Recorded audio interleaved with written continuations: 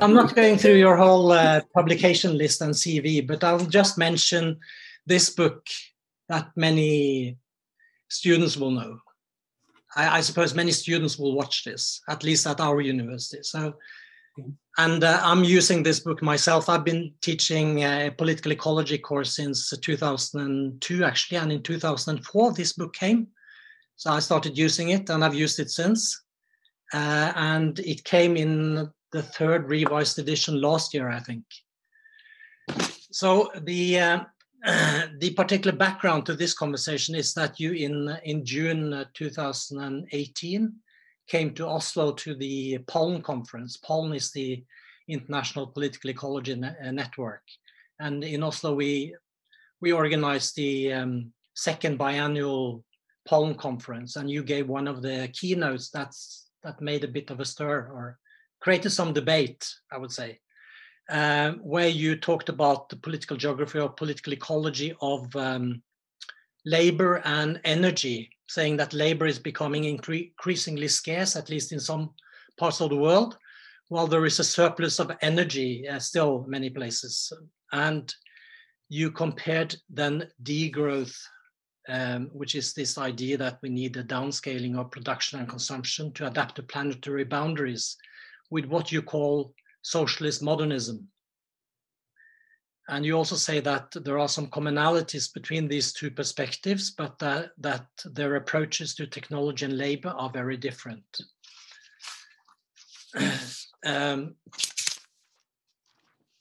So while degrowth seems to defend the idea that small is beautiful, socialist modernism is more in favor of large-scale technologies at scale. And you seem to criticize the former and support the latter. No, that was not the point of the essay. That's my impression, that you defend socialist modernism. Well, and you critique the degrowth. Yes, but I would also. It was understood as a critique. I think that's how it was heard by the audience, the audience was filled with people who were already committed to degrowth. So an argument that suggests that a dialogue would be productive would appear as a critique to an audience that had already sort of been discursively positioned around the argument. Had the audience been filled with eco-modernists, they would have found it shockingly sympathetic to the degrowth argument and a critique of their own position. So that was my point, is that if I could make both teams uncomfortable, there might be something like a dialogue. And the two positions, in some ways, where they had become social realities in any form, would have to co-generate one another in some meaningful way. There's no way to imagine an immediate internationale, as I suggested, which strikes me as a utopian fantasy on the part of socialists and socialist modernists in particular, without all of the grassroots energy of experimental economic projects that degrowth creates and proliferates. So I think, well, close reading, I hope, maybe I just didn't write it very well, but I think that a close reading of the text would suggest that political ecology's job, that is as a kind of intellectual scholarly practice, as like a listening, looking and writing practice, would be to remain ambivalent about both positions and to continue to generate understandings of the real world that can inform that debate. So I wanted to take a kind of third position, which was to hold back. But there was a terrific defensiveness on the part of the audience. And I knew it would happen, Tor. And at the last minute, 2 weeks before I was going to come out to give this talk, I asked you whether I could change the topic. Yeah, you remember that? And you made me give this presentation. Yeah. So that's what I have to say about that, is that I have a critique of both. I think they're both, there's a certain kind of realism about both that I really like, and a certain kind of utopianism that I kind of don't like in both cases. So there is a critique, but this is coming from a very sympathetic reading. I mean, I've had the honor and the pleasure to spend time with some of the finest thinkers in the degrowth community, and to be able to engage them directly and to learn from them. And the same thing is true from my friends who do the work in broadly defined eco-modern project. I mean, these are not stupid people. But the debate to date hasn't produced very much light. It's produced a lot of heat.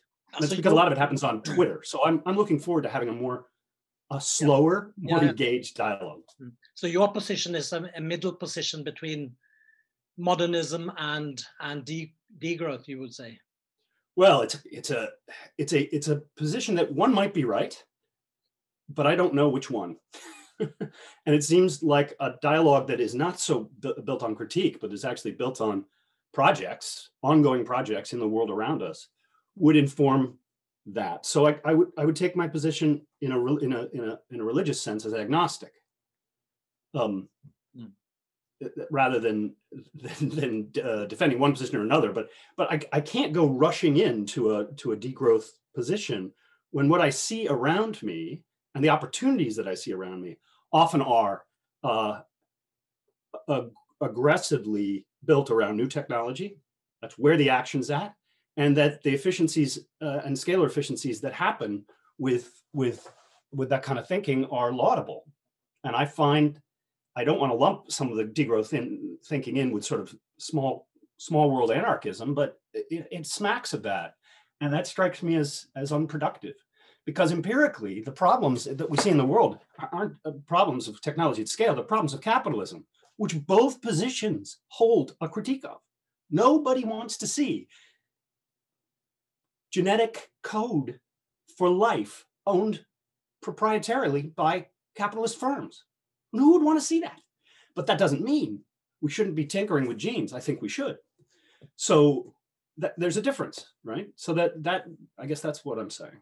But I mean, this debate is sparked primarily by the planetary crisis, right? By global warming, and that some argue that there are planetary boundaries here, and there is. I mean, political ecology can be seen to be in an uncomfortable position here because political ecology has been critical to limits and boundaries, and here comes a whole scholarship arguing that we need to reduce consumption and production and adapt to some larger limits. And I think as political ecologists, I think we struggle a bit to find our way in this debate. Wouldn't you agree with that? Well, I think it has to do with the problem of limits. And I've had some interesting back and forth very recently with Callis on this.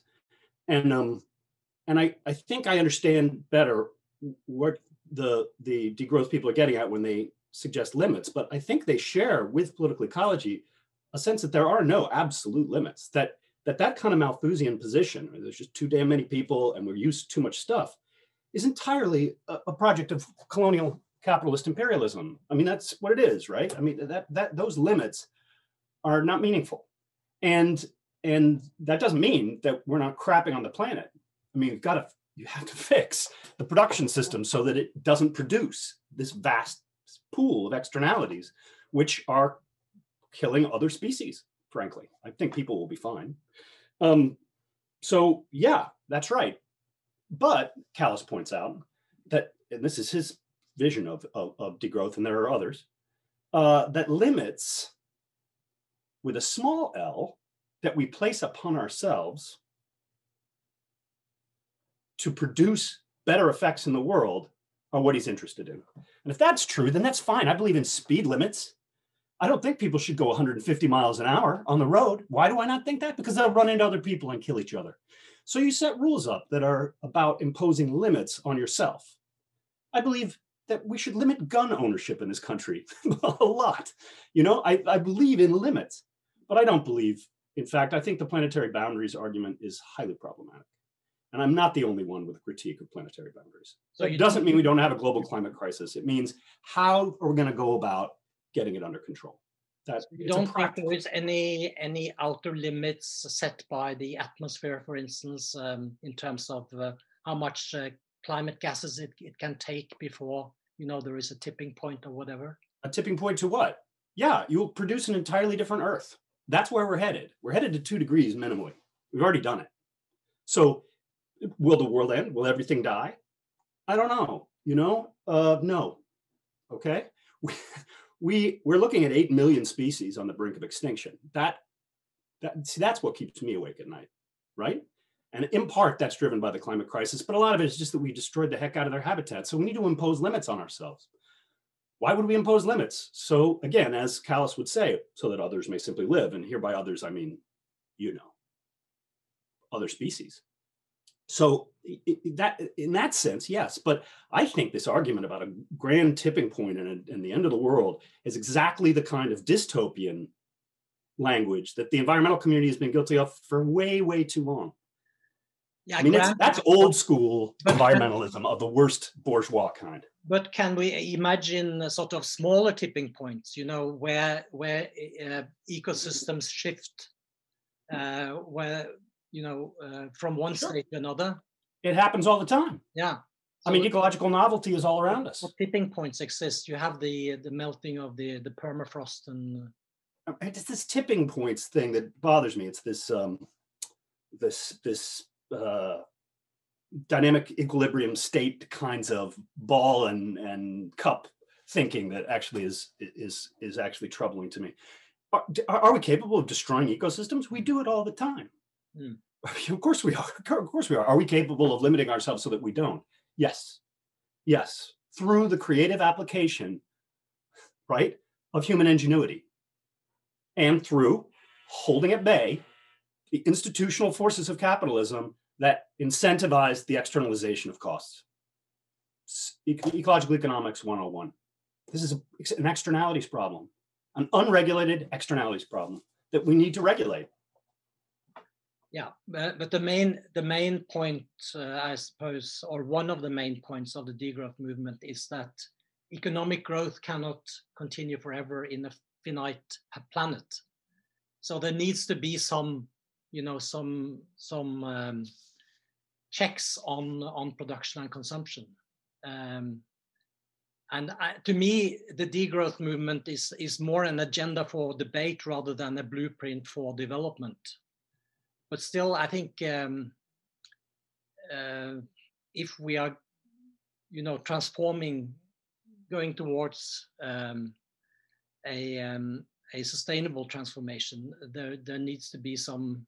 I mean, the current economic growth cannot just continue, right? Well, I think almost every.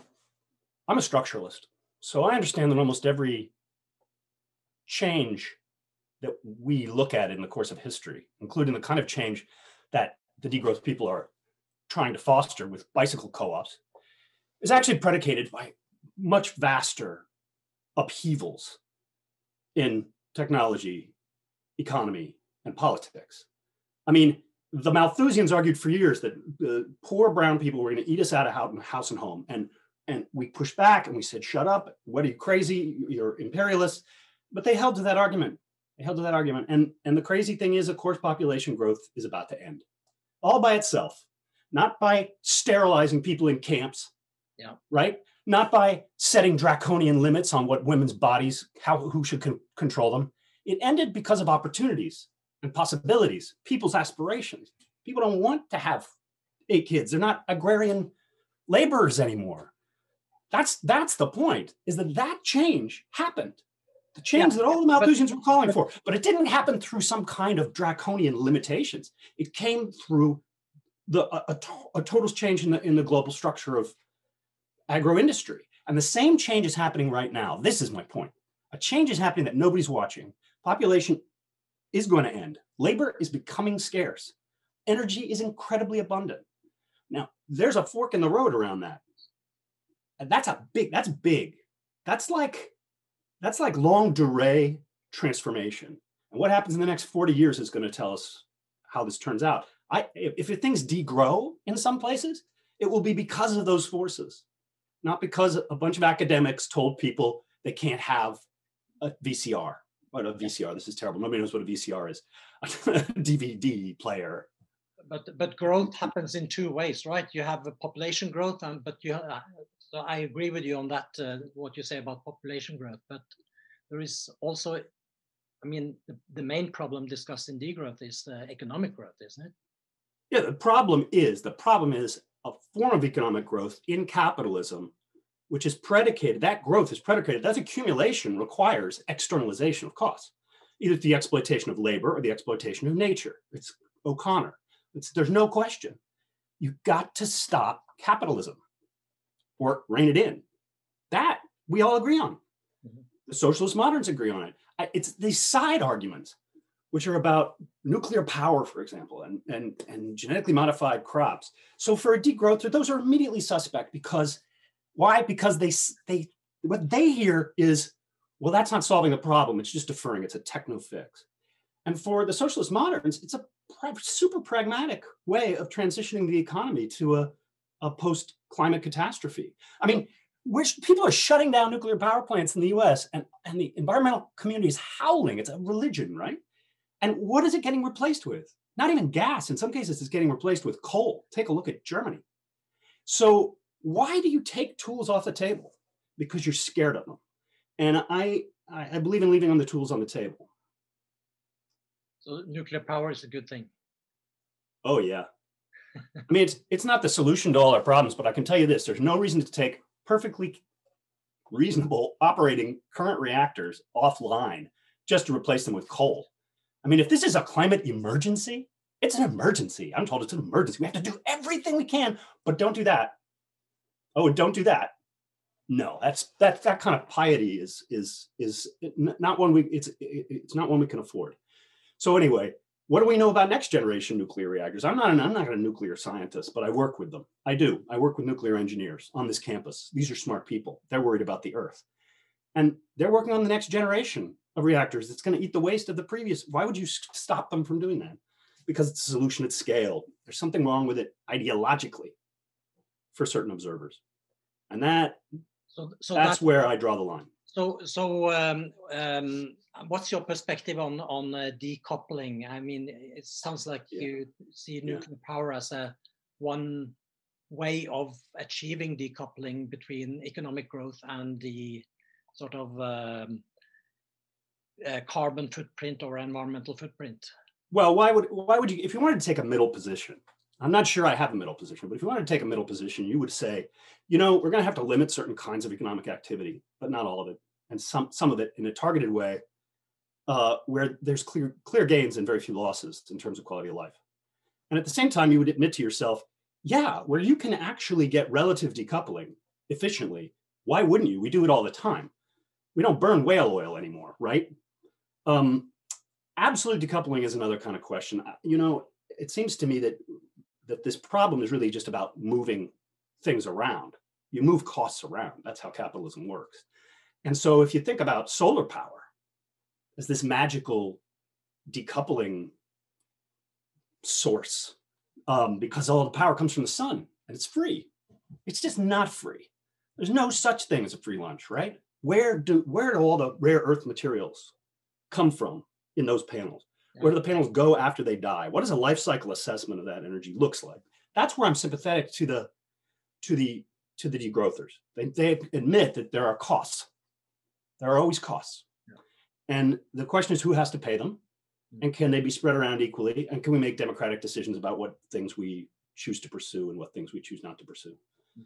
That strikes me as the middle position. So yes, relative decoupling happens all the time. Cars get lighter. Energy gets, potentially less, with a lower material footprint on the planet. Not zero, never zero, right? That was my point. Yeah, relative decoupling happens.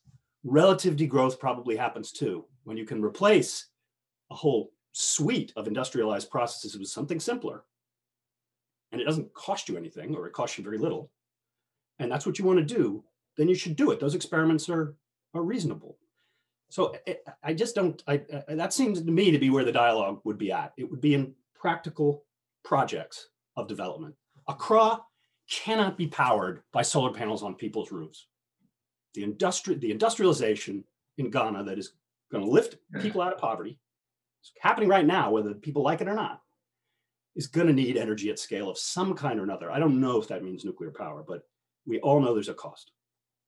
If we argue for a socialist modernism, that and technologies at scale, that will have huge climate footprints and environmental footprints. So there is a... Why would it have to? Why would it have to? You don't know that. We don't know that. I mean, if we all agree, the one thing we all agree on is volume 1. Everybody in this conversation has carefully read volume 1 many times. Otherwise, they shouldn't be at the table. And we all agree that the reason that accumulation is possible, right? That M and M prime are quantitatively different, is that something has to produce surplus. And it's either labor or nature. So if you take that away, then why do we know that we're going to break the back of the climate? I mean, if everybody's needs are met, and they're met with as much decoupling and efficiency as possible, and we no longer need to create growth for accumulation, then why else would we need to grow anything? I mean, population will have stopped growing. People's needs need to be met. We'll meet them.